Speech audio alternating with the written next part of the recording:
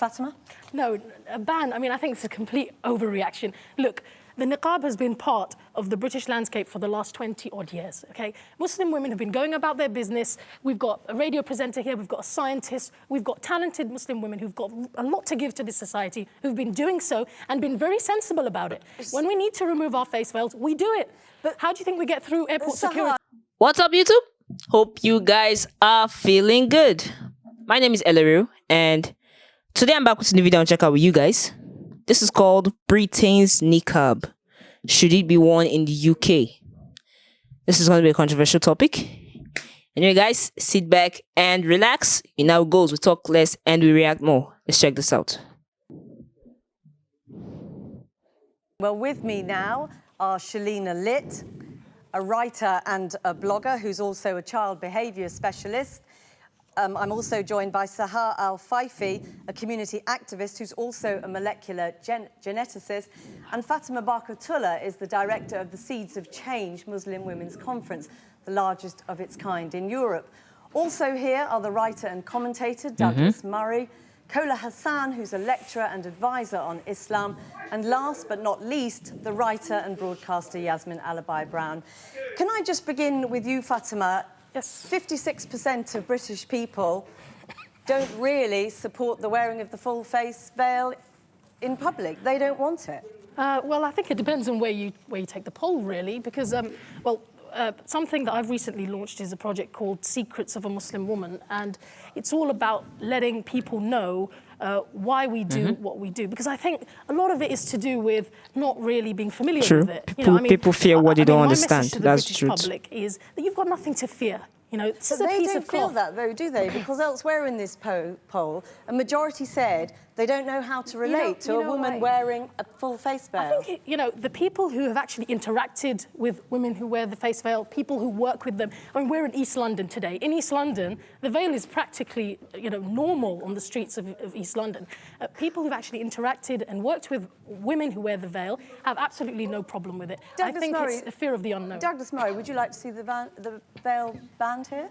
Well, I think, like a majority of British people, I think that it should be banned in public places, particularly places like courtrooms, where it's absolutely imperative that a jury are able to see the faces of people who are accused. As for an overall ban, I think, look, my own opinion is that niqab is highly undesirable. I think that we live in a society where people do show their faces, where huge amounts of our social interaction depend on people showing their faces. I think that it's very difficult to enforce a ban in public places like streets, but it should be certainly a desirable thing to discourage its wearing. To impose a ban, but in principle you'd like to see one because you think in Britain it's unacceptable. In public buildings, in courts, in schools and places like this, absolutely, I think a ban would be very sensible. In streets and so on, I think it's difficult, but it should be societally discouraged. Fatima? No, a ban, I mean, I think it's a complete overreaction. True. Look, the niqab has been part of the British landscape for the last 20-odd years, okay? Muslim women have been going about their business. We've got a radio presenter here, we've got a scientist, we've got talented Muslim women who've got a lot to give to this society, who've been doing so and been very sensible about it. When we need to remove our face veils, we do it. But how do you think we get through airport security? I mean, what about the fact that 56% of people are saying they don't want it here? You know what? I'm not surprised at all, because when you know that high-profile politicians making such offensive comments and big fuss about it, I am not surprised when the public say they are against it. We show our faces. Exactly. The British society, the fabric of the British society is respecting the public freedom. Public freedom is part of it, the religious freedom. What about the fact that people feel uneasy? They said they don't know how to relate to women who have their faces covered. First of all, let them interact with us. Let us be open and engaging with them. This is number one. Secondly, 80% of communication in the world does not involve face-to--face. Facebook, phones doesn't involve face-to-face communications. I'm sorry. The issue is the problemization here. It's not existent problem I'm sorry. I worked in this area for 7 years, about 15 years ago, and this was not, as you said, a norm. This has been imported and exported for reasons which we haven't got time to go into.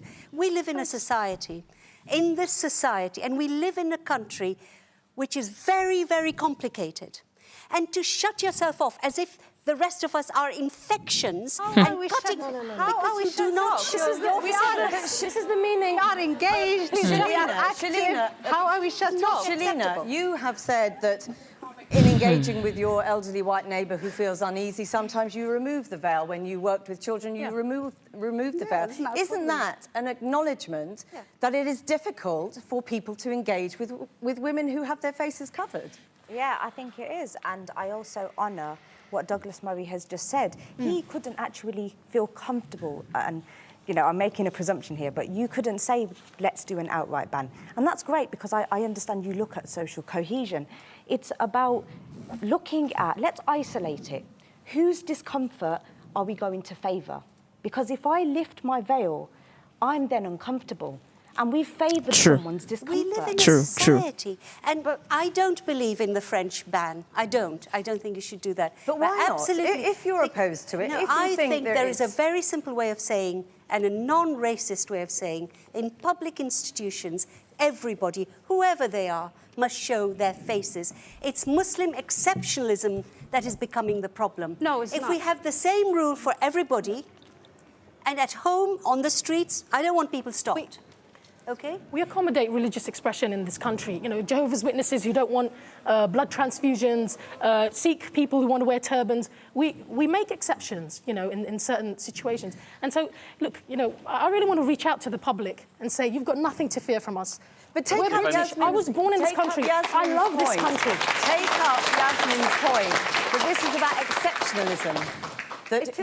Take up Yasmin Alibhai-Brown's point about this is about exceptionalism. We accommodate, don't we, in this country, and in my country, Britain, we accommodate religious expression. And we do make exceptions for people. And there's nothing, and that's what I thought. And we cannot growing up in this destroy country. the minorities and the religious belief in the name of equality. But what if the majority feel uncomfortable, feel uneasy, and say they don't want it? I think then the onus is on us as well, isn't it? I mean, to actually reach out. And I'm hoping that this is just going one step towards that, to say to people, look, you know, we're human beings just like you. But if I may, We have to hold this. Religious freedom is an extremely important thing, and I think most people who would agree, I hope in this room, that Britain is the most tolerant place in the world to live, including as a Muslim. Yeah. But let's just add one thing to this, if I may. The issue of social interaction is very important, and not just to me, but obviously to a majority of the British people. Yeah. What I say tonight, what Yasmin says and other people say tonight, people see our faces, they know who said it. I'm sorry to say this, but nobody knows who you are. They can hear your name, they can't see you. If I say something stupid on television tonight, people know it's me saying it. If you do, with all due respect, you can disappear and no one knows. No, we're not disappearing. You What can does see this us say? here. Come the on. meaning of this thing is extremely important to address. The meaning of this thing is women are by nature dangerous to men and society. Therefore, they must be covered, they must be buried. That's the meaning of it. And that's what I cannot accept.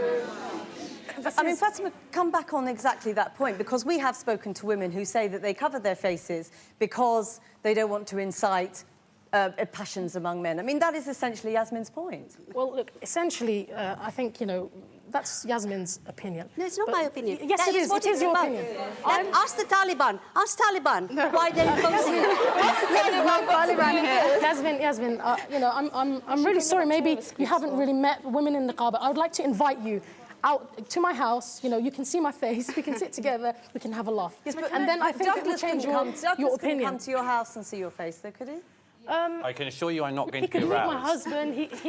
No, you're welcome. You would be welcome to, you know, come to my house. Carola My husband's Hassan, yeah, here. can I You ask, meet I mean, him. you used to wear the niqab and then changed your mind. Why? Two main reasons. One was theological. I made some attempt to actually study the whole notion of niqab in Islam, and I found that it's not actually mandatory. The hijab, the headscarf, is mandatory, but the niqab is not. It's part of Islamic society right from the beginning, but it's not mandatory. Just go and read a little bit of Ibn Kathir, for example. Yeah, I'm a scholar in training, actually, so I do know that. Sorry, let him And finish. secondly, we have a social function in society. We are here to interact with society. We have to have a social consciousness. We have to benefit society. We have to interact with society. And I realized in those 3 years, I was a nobody. Nobody wanted to talk to me because they couldn't talk to me. I could smile until the cows come home, but nobody could see me smiling. You see, that's a very good point, isn't it? Because you say you were a nobody, Yes. and yet many, many people in our poll disagreed with this notion that it was empowering in any way. And I bet you there were many Muslims in that survey. Most Muslims don't care for this either. Agree with that. So to say British as if it was, non-Muslims, most of us daren't speak out. When I do, I get death threats. I've had emails just this week I am from sorry. Niqab. I am He's sorry, from that's Niqab. wrong. He's calling me a prostitute. What is this freedom that we have? We can't even criticise what is not acceptable, You are actually. free to Fatima, criticise I mean, what do you anything. make of that? Making, in a free democracy, making her views known and getting that sort of... That's fine. We're hate happy about it. I think the issue that we... But about the response that she gets. Well, that's wrong, terrible. obviously. That's It's terrible. It's Yeah, absolutely we terrible. acknowledge It's that, not and acceptable. we should be able to discuss it. We should be able to talk about it. And I acknowledge that people No, I feel think one of the uncomfortable. problems is that the minute religion comes into it, what happens with the people who do wear the niqab often feel they are religiously superior and more pious than people who Nobody don't. has So said then that they today. immediately Nobody has said that Let today. me just move it out to I the told you this was audience going to be with tough. Sophia, I'm right in saying you also used to wear the niqab, and you again decided not to. Yes, Why that's was that? right. The reason for that was that, and that was a personal choice. I had an incident where niqab was pulled off me, and it really frightened me, and I became very, very anxious. But I feel very strongly about some of the things that's been said here. One of the things that for example, Yasmin, you've said about freedom of speech and how people are threatening you. I think that's completely unacceptable Islamically. We can't be responsible for all the Muslims and for all the people around the world. But I will say that just like you have the freedom of choice to express how you feel, we have the freedom of choice. I have a freedom of choice to not wear a niqab, and she has the freedom of choice to wear a niqab. That you were forced out of wearing it, or did One you of the come things to I a did- different view about it? Yeah, one of the things it was a very personal choice for me. It meant a lot to me to wear the This niqab. is not shopping in Primark. This has a meaning, and it's the meaning I'm arguing about. And actually, but that's your perception. Let me explain to you the meaning Isn't the then. suggestion of your argument that But these that's women your- don't Yasmin, know but that's- what No, their but own Yasmin, choice is? that's your They perception. do know, Fundamentally absolutely anti-feminist. do know, which is why I'm objecting to it. Jasmine, but that's your perception. You think that this is how you... No, you know, Sophia, I how, want to my ask you something perception... very specific, if you Yeah. would. You were a psychotherapist. Yes, I'm a psychotherapist. But you deal with women who are forced into wearing the niqab. Another thing I would mention to regarding communication, in the 9 years of counselling with Sakina Muslim counselling that I do, all of my clients, majority of them are all we do phone counselling. And a lot of good work is done. I don't see their face, they don't see my face. So it's not really about looking at someone and really connecting with that person, because we don't connect with the outer, we connect with the inner. So you think the loneliness that you talked about seeing in these women comes from where? And not a single person, not a single woman has said to me, my husband has forced me to wear a niqab. What the issues they do have is regards to niqab, I am fearful to go out, I'm at home, I'm lonely, I'm depressed, I don't even want to go out because I feel like I'm not accepted. And the other thing I really want to express is that where is the humanity? At the end of the day, as a woman, as a person, as a human being, where's my right to be who I am? This is my identity. You have that pick up on right. that You have that right, and you exercise it, and so are all of the other ladies in this room. But the question is whether or not, and I would ask this of I think of everyone in the room who's covered, do you think that by covering your face from everyone else in society, you are exacerbating difference or making it less bad? Mariam, would you any pick of you up on at that least point? recognise that you are exacerbating a difference? Is this divisive? Well, first and foremost, I think we need to look at human rights, okay? In 1998, there was the Human Rights Convention, okay? Under Article 9, it specifically says we all have the freedom of expression, we have the freedom of belief, we have the freedom of so many things that, like in this country, I thought great... Mariam, on Douglas Murray's point, that this is... do you understand that many people feel this is divisive? It is a curtain between you and the rest of society. Well, to be quite frank, I think people are free to feel how they want. It doesn't. I don't care how you feel. It's really no. Wait. Really and truly, it's about my human rights. My human right, I am allowed to cover. You don't have to just agree. very briefly on the point that many people in the survey said that they feel unease, they feel uncomfortable, they feel anxious. Well, to be quite frank, I feel like that towards emos, but that's all right. Can I just point out, there is something fundamentally ludicrous about somebody dressed as you are talking the language of modern human rights. Absolutely. Well, to be Fundamentally ludicrous. But that's in your mind. mind? What's in your mind, Douglas? Kola Hassan. This lady is constantly talking about rights. As a Muslim, you should know that responsibility is And there duty. as well. You have a responsibility to society around you. Exactly. I'm a community organizer. I'm a scientist. I am engaged with the community, so I'm not isolated. You have a responsibility. I don't Sorry, know, one isolated. second. You have a responsibility in wider society. Well, obviously speaking, as a Muslim woman right now, you know, all this talk about there being there being a fear of us, well, fear stems from ignorance. For them to be fearful, they need to understand us, and we need to understand them. Obviously, as British citizens, we do understand them. We were raised in British schools. Some of us go to university here, we work here. We understand the British culture, but do you really understand the Islamic culture? Pardon me, that's not the role. You can't possibly understand the British culture because there's been hundreds of years.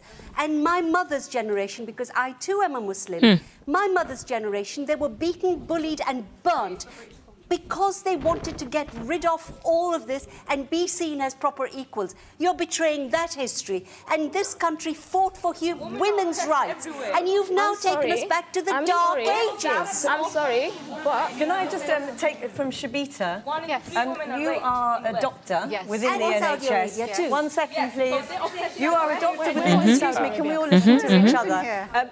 You're a doctor in the NHS. Yes, I am. And obviously that is one of the very public places where a ban, you know, if it were to be considered, that Well, is first where of it would all, be I would like to considered. say that calling for a ban on niqab in NHS is actually talking about an issue that does not really exist. Because me and my friends, a lot of have been contacting a lot of doctors all across the 4 countries of United Kingdom, and none of them have ever come across a doctor who actually observed the face veil within NHS, or even a nurse. Exactly. So.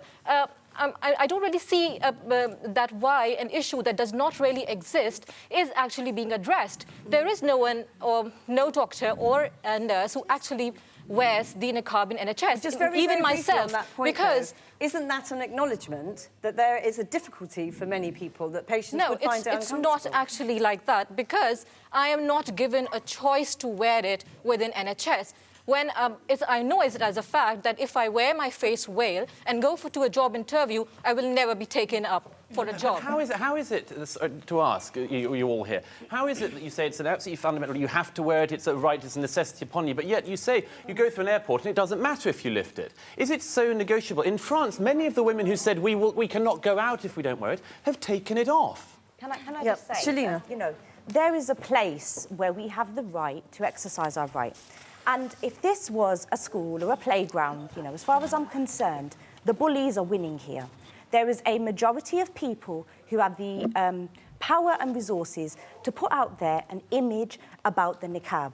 I teach in schools, and I said to a young bunch of children, I said to them, if somebody came into your school, a boy, and he had nail varnish on, and he had high heels on, you know, and you seen him getting bullied, would you defend his right to be the way he was? Or would you ask him to change the way that he's dressed? Now, this is what I'm saying is, I said that I respected the fact that in context, you said in a courtroom, in the classroom, or in public settings where there are people who have got mixed opinions, that we should have policies and procedures that control these things. But being in Britain, I'm proud to be British. Just very briefly, can I ask you, Sahar, many of the women who came forward to talk to us today are very young. And actually, one of the questions that I think a lot of people ask is, you know, we've looked at Afghanistan and we've heard stories of women who have burnt the face veil and are terrified of the prospect of having to wear it again. And they just don't understand how young women in Britain want to wear it here.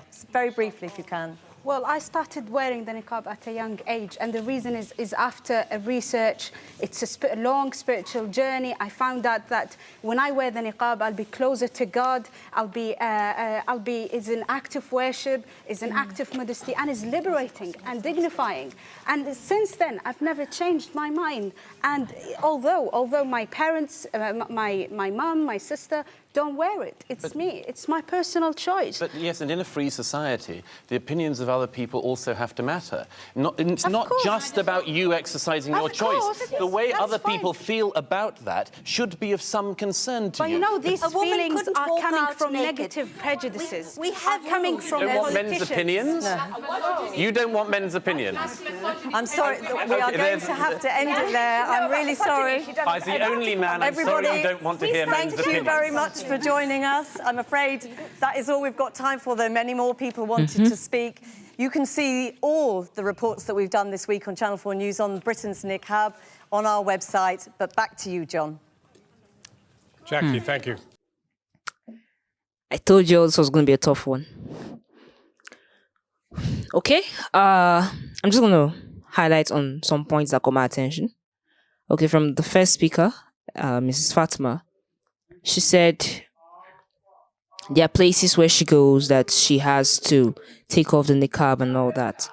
Yeah, I believe that this has to do with the respect for constituted authority. Going to an airport or places that actually need face recognition, there is no way you're gonna be allowed to get past the security with your niqab on, with her niqab on, as she rightly pointed out. There are places that you have to take them off. And she said she's quite accommodating because Jehovah's Witnesses in the hospitals, they don't want blood transfusions. Not only them, different religious sects have different beliefs that actually seep into society and make them stand out for what they believe in. The third speaker, however, I've forgotten her name, but third speaker on Fatima's side, let me put it that way. She said taking off niqab is bound to favor other people's comfort, good and fine. But then, what of her comfort, which is a valid point? I mean, if she feels uncomfortable without it, then why should she have to go without it to favor someone else? I mean, that's basically what Douglas is hammering on, favoring the majority. Favoring the majority. I understand that. But then, it's a matter of choice. You have to choose what you want to do, where you want to go, who you want to be, how you want to dress. As another Muslim lady rightly stated out, in your fundamental rights, you have the right to express yourself freely. And if that's part of your dressing, then I believe they should be left alone.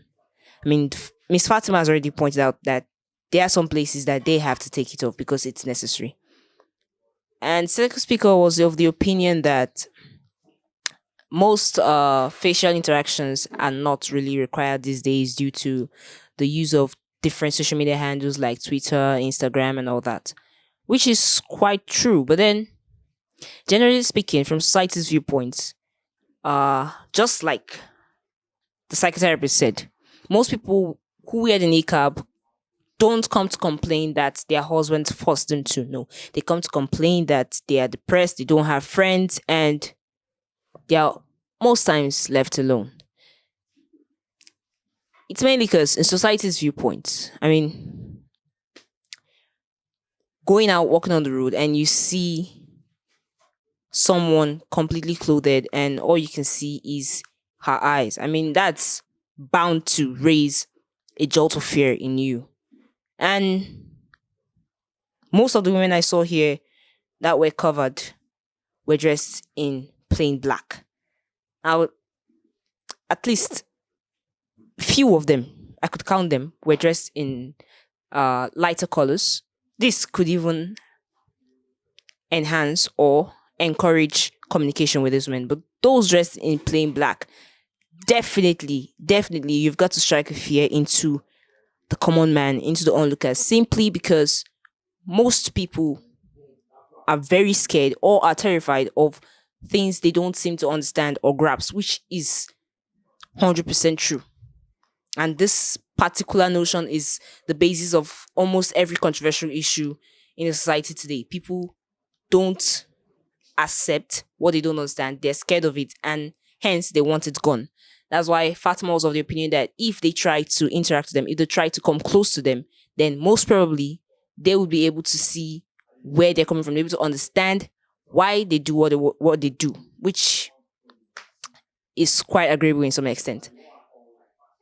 Now, on Douglas' side, the second speaker caught my attention, the Muslim scholar, the Muslim lecturer, actually, Islamic lecturer. She said she wore the niqab before till she reached a certain point where she saw that it wasn't compulsory. It's not a necessity. It's a matter of choice, even in Islam. That was what she said. That was what she quoted. And she quoted where you could find that. And she just felt that she should let it go. I mean, it was her choice. Just the same way the second speaker on Fatima's side said it was her choice after going on a spiritual journey, decided to start wearing the niqab because, as she said, her family members don't, her mother doesn't, her sister doesn't. But she felt and she feels like this particular mode of dressing takes her closer to God. And for that sole purpose alone, she doesn't question it. She wears it. Now, the Islamic scholar on Douglas' side said she saw a part where it wasn't compulsory, and as such, she decided to let loose of it. And she also said that 3 years in this country, seeing the way society was evolving, because she said there were 2 reasons why she dropped it. Seeing the way society was evolving, she felt the need to drop it so she could be known. I mean, so that her face, her name, everything would be known. And as Douglas pointed out, if he says something, if she says something, if the journalist on his side says something, everyone knows that they said it. But they, on the other hand, just as another one in the audience said, and this other Islamic scholar said, you won't know the person behind the name. So, in essence, this particular topic is based on choice and acceptance. I mean, they choose to wear it. If there are no inhibitions on where and when they should wear it, then they should be allowed to. And generally, I believe the conduct or the way they interact with the other people, because a few of them, most probably due to the fact that they already feel that the larger society that doesn't cover their faces are, will I say, expressing a certain feeling of hatred to them, they might seem withdrawn if someone does try to make contact. So I believe on the 2 sides, they should just learn to understand and interact with each other. And as Douglas said, in public places, in respect to constituted authority, if there are certain laws that the niqab shouldn't be worn in those places, then it shouldn't be worn in those places. I believe this would go a long way in all this. Guys, tell us what you think about this video in the comment section and leave a thumbs up at the end of this video.